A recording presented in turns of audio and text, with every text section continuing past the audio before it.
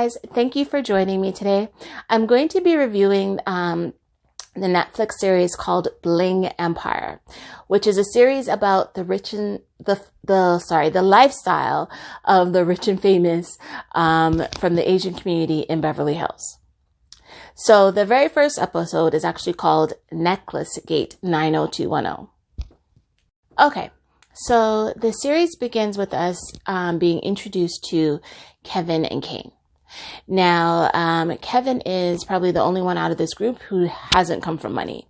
He was adopted, and he was actually brought up in the Philly area and moved to LA. Now, he is a model, and as Kane says, he is a model with no fashion sense. So within this first part, Kevin comes over to Kane's house, and they're supposed to be going to the Chinese New Year party that is being thrown. And Kane realizes that Kevin isn't wearing something fashionable and helps him get dressed. So basically gives him stuff to wear. Okay, so next we meet Christine and Dr. Chiu, or Gabe, her husband. Now, Christine is the one that is throwing this big Chinese New Year's bash that is basically taking over Rodeo Drive in Beverly Hills. And this is the event that we meet most of the cast at. So next we meet Kelly. Kelly is a successful entrepreneur, and she talks about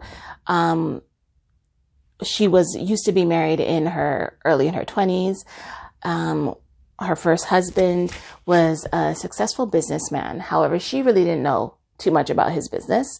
And later on, he was arrested for the biggest scam or cyber scam known. And they actually ended up having to pay the government back $168 million. So therefore, she basically started all over her life. And she has trust issues stemming from that. Now she is in a relationship with Andrew, who we also meet.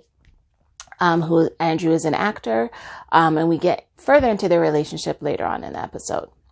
Next, we see Anna Shay. Now, Anna Shay is one of the older characters on the show, but I would consider her the top dog, who people are always in awe of or try to be like, kind of sometimes. Well, one person in particular. And she is very, I would say, youthful in her approach to things.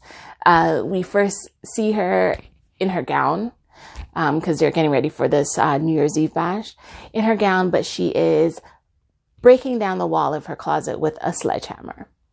That's how we're first introduced, which is hilarious. Now, Anna is breaking down this wall, but we see that she likes to live her life at the fullest. So Kane lets us know that Anna is actually from family had made their money off of making weapons and defense technology. Now, next we get to this bash, and we see dancers, all kind of performers, and it looks absolutely amazing in there. Now we see Christine and Anna talking. Christine is, for some reason, is the one who is very competitive with Anna, and Anna doesn't seem very impressed with her. She says she can't really talk. She used to like Christine, but Christine has become very superficial, like talks about superficial things and always name dropping, and Anna doesn't have time for that foolishness. During this conversation, Anna talks to Christine, invites her to a party that she's going to be having at her house. Next, they show a lunch. I think it's a lunch. It's Jamie. We're introduced to Jamie, which is, a young lady basically living off a trust fund. She doesn't talk about doing much or being an entrepreneur really. She does state how she used to go to college and she quit. her family, I think Kane was saying, that is from Silicon Valley. Now, they were talking, it was Jamie, Kevin, Kane, and Kelly. They were talking about relationships. And of course, Kevin is there flirting with Kelly, and he really wishes that Kelly would be with him and not with Andrew. Kelly just kind of hints about the ups and downs of her relationship with Andrew and so forth. Then we see a new scene with Kelly, Kane, and Kim. They're helping Kim actually take pictures for Instagram, which is funny. But yes, they're helping her take some shots for Instagram. We even see Kim's mother, who is quite nice, and showing her daughter how to model, how she should be in the photos. And she's really sweet. Next, we see Anna, Kelly, and Andrew. Anna has basically decided to take Kelly to her favorite restaurant for her birthday. Guess where this restaurant is? It is in Paris. So, of course, they're taking Anna's private jet, and they're going off to Paris for Anna's birthday. Who wouldn't want that? Now, Anna, during the flight, Anna dresses up as a flight attendant. She just loves doing things out of the norm. Of course, she'll get away with it. Now, it also pans to them going shopping. So they get to Paris. They get to this lovely hotel. We're introduced to her best friend, Florent. So for any time she goes to Paris, Florent helps her out, sets her up. It's just a relationship they've had over the years of her going back and forth to Paris. Now, they show Anna and Kelly going shopping. So they go out shopping. As they're out shopping, they're, getting different things, getting jewelry, looking at clothes, yada, yada. And then Kelly realizes, she hasn't looked at her phone. So she looks at her phone and she realizes, Andrew's been calling her, and he's probably, pissed off. So she has him on speakerphone as she's calling him. And this is where we see his behavior and the issues that he has. Now, she calls him, and he's pissed off that her and Anna have gone shopping, but she didn't even take the consideration to, I guess, wake him up, or, even leave him a note to say, hey, we've gone shopping, we'll be back, yada, yada. She didn't wake him up. She didn't leave him a message, nothing. So he's pissed off. Okay, yes, he could be upset, but the way he carried on was quite disgusting. During this conversation, he's obviously upset because he was left alone, wasn't even told where they were going. They left him while he was sleeping. Now, I guess Kelly didn't realize that this would set him off. His anger goes overboard in terms of this situation. The way he speaks with her, the way he was shouting at her from the top of his lungs. So she hangs up the phone on him like, boy, bye. Like, this is not how you speak to anybody. He obviously has some issues that he needs to resolve if this is how he behaves in the relationship. So Anna was also not impressed by Andrew's behavior, like who would be, and was very concerned. And as Anna said, there ain't no D that good. And I hope that that Kelly does realize that there really isn't any D that good that you should be taking that from any man, especially when she is the one who is making the most money in that relationship. Like, she is the breadwinner, really, in that relationship, yet she's taking all the crap. All right. So next we have, we see Kane and Christine going Ducati shopping because Now Christine wants to buy a motorcycle because she has all this anxiety around COVID and being able to get from point A to point B very fast, just in case if the world is ending. Okay, so they're Ducati shopping, and Kane thinks that Christine is crazy. Like, she comes in heels to buy a motorcycle, and she doesn't even know how to ride a motorcycle. Okay. Also, she has her bodyguards with her because she is taking her jewelry and transporting it from her house to her safe. So they also look at her jewels. So she shows Kane this beautiful necklace that she has. It's actually a necklace that Anna also has. And she states that, and she's like, oh, maybe I should wear this to Anna's party. So she, she can kind of rub it in her face that she also owns the same necklace. We'll see how that goes. And then we see Andrew and Kelly, and talking about their relationship, talking about what happened, in Paris, and basically how he overacted and that they should go to therapy, and that there really isn't any excuse for his behavior. And she basically had to ask him to apologize. Like, he didn't seem like he cared to apologize.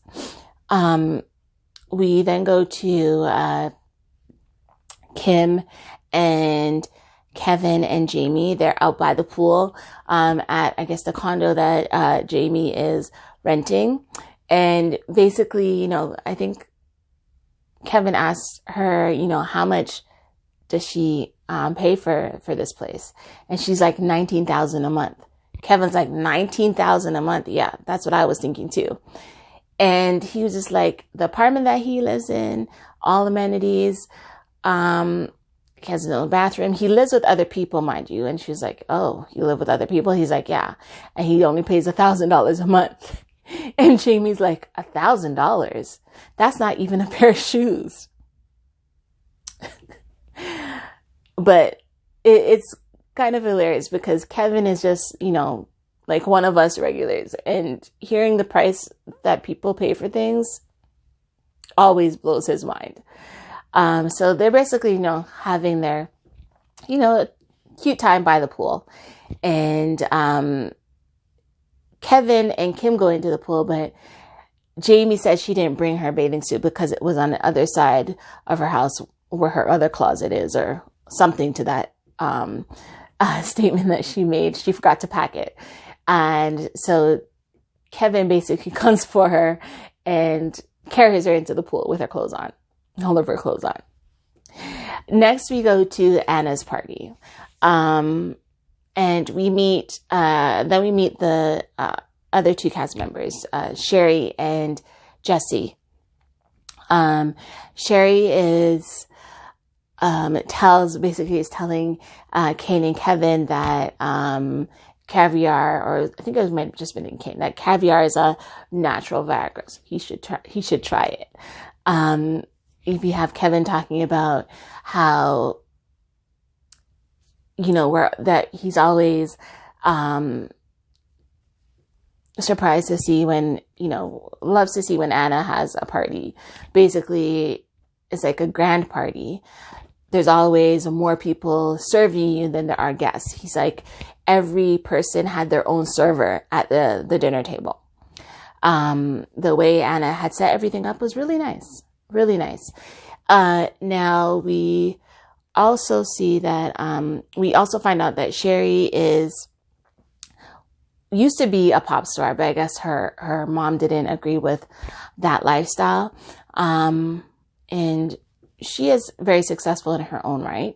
And she actually has a daughter with Jessy, and she's actually very pregnant during this series as well. She's pregnant. Her and Jessy are not married, and that is actually frowned upon by the Asian community when you're married, not married, but you have children. And it seems like it's Jessy that is the one with the cold feet in getting married. Sherry would like to be married. Now we also see Christine, coming to the party. And then of course, the first thing she has to do is show Anna the necklace that she's wearing that they both own. So Anna isn't impressed by this foolishness. She's just like, okay, so this girl came to my party and had to show off the necklace. Like, just wear the necklace. Why do you have to go to her face to say, hey, I have this? And oh, you have this too. Well, I can afford it also. Who cares? So Anna, before she had them seated to have dinner, she goes over the seating, and she moves Christine and her husband's spot all the way down to the opposite end of the table. So now we see everybody coming in for dinner now. Everybody's getting their seats. Christine is there looking for us. She's like, where am I? Where are we sitting? And then realize that they're seated all the way down at the other end of the table. Everybody's, goes kind of like, why is Christine sitting down there? Kane, however, knows why and is kind of laughing to himself. Like, yeah, that basically Anna dealt with you like how Beyonce would and just put you to a box in a box to the left. So basically don't mess with Anna, which was quite hilarious. And in this, talking to her husband, Anna's gift to everybody was basically like this cute paperweight. And of course, Christina say, oh, Anna, I could help you with your parties in terms of showing you how to spend your money better. Because for her party, for her Chinese New Year party, she basically didn't have any favors. Instead, for every guest that came, her and her husband sponsored a orphan in China. Very nice, but why compare? Well, that is basically what happened with this first episode. Thank you very much for watching, and do come back. Do like the video, subscribe, and I will see you next time.